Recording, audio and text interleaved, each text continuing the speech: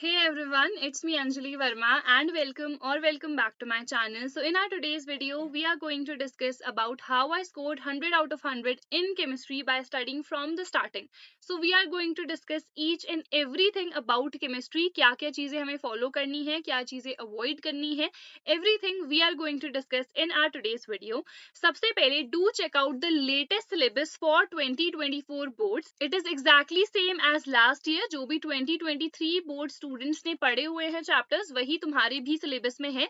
जो 6 चैप्टर्स हैं वो एंटायरली डिलीटेड हैं। वो हमें स्पेसिफिकली ना बोर्ड्स के लिए बिल्कुल भी नहीं पढ़ने हैं। लाइक सॉलिड स्टेट डिलीटेड है तो हमें फर्स्ट चैप्टर जो हमारा है वो सॉल्यूशंस है तो हमें वहीं से पढ़ना है। सो जितने भी वन शॉट्स हैं वो मैंने ऑलरेडी अपलोड कर रखे हैं। प्लेलिस्ट की लिंक मैंने प्रोवाइड कर दी है डिस्क्रिप्शन में जाओ, प्लेलिस्ट पे क्लिक करो। सारे चैप्टर्स के मैंने वन शॉट्स प्रोवाइड कर रखे हैं, उनसे अपनी नोट्स बना सकते हो एंड उनसे पढ़ना स्टार्ट कर दो because those one shots are relevant for this year also. तो सारे वन शॉट्स ऑलरेडी अपलोडेड हैं। In case you want to go for the detail lectures, if you want to prepare for JEE और NEET और CUET, so definitely you can go for the detail lectures also and latest lectures अगर चाहिए हैं so definitely you can mention it in the comment section below and I'll start with the latest lectures as soon as possible. Then we have notes. तो whenever I teach anything उन्हीं के साथ साथ मैंने notes की जो भी PDF है ना वो प्रोवाइड कर रखी है। नोट्स मैंने खुद से बना रखे हैं तुम लोगों के लिए, तो तुम्हें खुद से नोट्स बनाने की जरूरत नहीं पड़ेगी, but still I will suggest you that make your own hand written notes because those notes are the ones which help you at the last moment for revision. Then comes NCERT and the reference books. So whenever you want to make your own notes तो हमें क्या करना है, जैसे one shot मैंने पढ़ा रखा है वहां पे से बहुत अच्छे से सारी चीजें पढ़ लो एंड नोट्स मैंने फिर से तो प्रोवाइड कर ही रखे हैं। तो स्कूल वाला सिस्टम नहीं है कि एक बार पढ़ा दिया तो फिर हमने नोट नहीं किया तो हम भूल जाएंगे।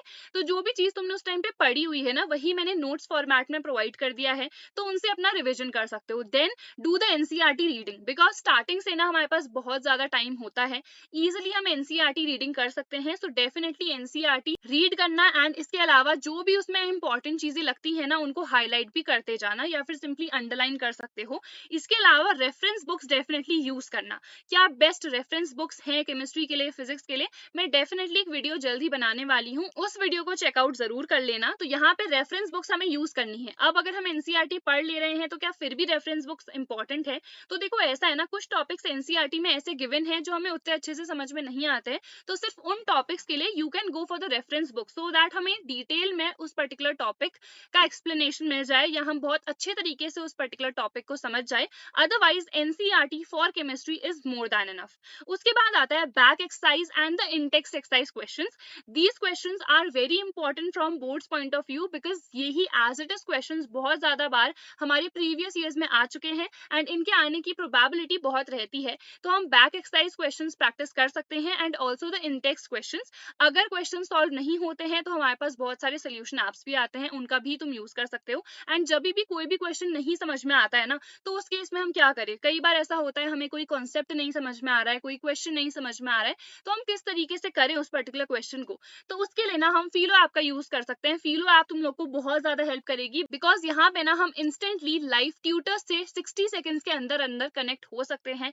This is India's one and only instant tutor platform जहाँ पे हम लिटरली सिर्फ 60 सेकेंड्स में कनेक्ट हो जा रहे हैं। द बेस्ट पार्ट जो मुझे लगता है इस कि यहाँ पे टीचर्स 24/7 अवेलेबल हैं, विच मींस अगर तुम नाइट स्टडी प्रेफर करते हो, रात के 1-2 बजे पढ़ाई कर रहे हो, उस केस में भी you can get connected instantly. मैंने खुद भी रात को यूज कर रखा है and tutors are definitely available. अब यूज कैसे करना है वो बता देती हूँ, लिंक मैंने डिस्क्रिप्शन में प्रोवाइड कर रखी है, वहां से जाओ, इस एप्लीकेशन को डाउनलोड करो एंड सिंपली जब भी कोई भी क्वेश्चन नहीं समझ में आता है तो हमें क्या करना है, इस एप्लीकेशन को हमें कर देना है ओपन। जो भी क्वेश्चन नहीं समझ में आ रहा है उसकी फोटो क्लिक करनी है, स्पेसिफिकली जो भी क्वेश्चन पूछना है उसको क्रॉप कर लेना है and with in 60 seconds an expert tutor will get connected to us.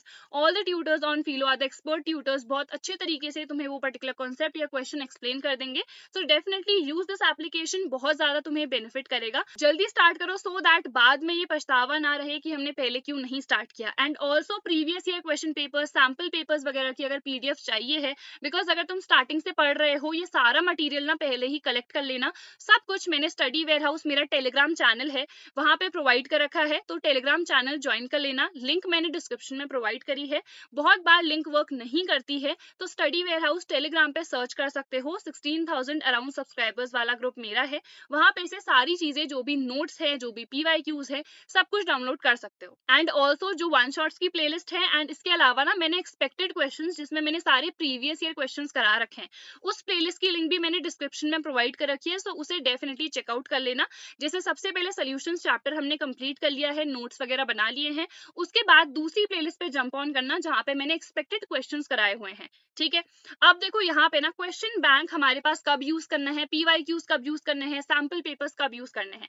सबसे पहले जैसे ही हमने एक पर्टिकुलर चैप्टर पढ़ लिया है, वन शॉट देख लिया, नोट्स बना लिए, एक्सरसाइज क्वेश्चंस कर लिए, उसके बाद हमें आना है क्वेश्चन बैंक पे। यहाँ पे हमें उस टाइप के क्वेश्चंस मिलते हैं जो कि जनरली एग्जाम में पूछे जाते हैं।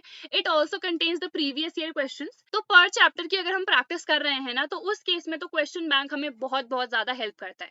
उसके बाद जब हमने इनफ चैप्टर्स कर लिए हैं, लेट्स सपोज अब मैंने क्या किया, 4-5 चैप्टर्स अच्छे से प्रिपेयर कर लिए हैं, then we have to jump on to the previous year question papers. इसकी बुक भी आती है, जैसे ही रिलीज होगी मैं रिकमेंड तुम लोग को कर दूंगी। तो PYQs ना 10 PYQs बुक आती है, तो उसमें से हम सारे प्रीवियस ईयर पेपर्स सॉल्व कर सकते हैं कि हमें कितने क्वेश्चंस आ रहे हैं एंड कितने नहीं आ रहे हैं। कोई क्वेश्चन अगर नहीं आ रहा है so do not worry, Filo application का यूज कर सकते हो, या फिर सिंपली उस पर्टिकुलर क्वेश्चन का सोल्यूशन देख के तुम उसे सॉल्व कर सकते हो एंड उसे इंपॉर्टेंट पे मार्क कर देना, बिकॉज वो ऐसा क्वेश्चन था जो हमें पहली बार या दूसरी बार में अच्छे से नहीं समझ में आया। उसके बाद आता है सैम्पल पेपर्स। अब तुम कहोगे क्वेश्चन बैंक एंड PYQs तो हमने कर लिए हैं, सैम्पल पेपर्स छोड़ देते हैं। ये बिल्कुल नहीं करना है, sample papers are very important. Now why are sample papers important? Because your pattern is different. If you check the previous year papers, तो वहां पे MCQs नहीं थे, केस स्टडी टाइप क्वेश्चंस उतने ज्यादा नहीं थे, बट अब हमारे 20 MCQs आते हैं, 3 केस बेस्ड क्वेश्चंस आते हैं, देन हमारे पास वेरी शॉर्ट लॉन्ग टाइप के क्वेश्चंस होते हैं।